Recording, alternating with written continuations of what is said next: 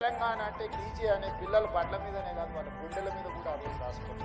తెలంగాణను టీజీ రూపంలో రాయాలి అని ఆ రోజు దేవేందర్ గౌడ్ గారు తీసుకున్న రాజకీయ నిర్ణయమే టీజీ.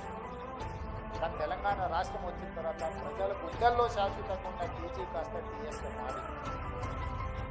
కానీ నాకు అవకాశం వచ్చినప్పుడు ప్రజల గుండెల్లో శాశ్వతంగా ఉన్న టీజీనే తెలంగాణలో ఉండాలి అని చెప్పి టీఎస్ను మళ్ళీ టీజీగా మార్చి రాష్ట్ర ప్రభుత్వం మారిస్తే మారదు, కేంద్ర ప్రభుత్వం కూడా దాన్ని ఆమోదించాలి, దాన్ని గెజిట్ నోటిఫై చేయాలి.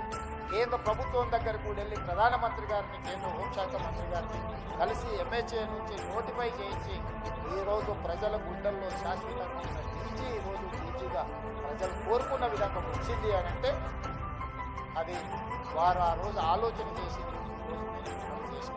నేను టీజీ చేసినప్పుడు మొట్టమొదట టీజీ చేయాలని ఆలోచన చేసినప్పుడు పెద్ద దేవేందర్ గౌడ్ గారే నాకు గుర్తొచ్చారు. ఆ రోజు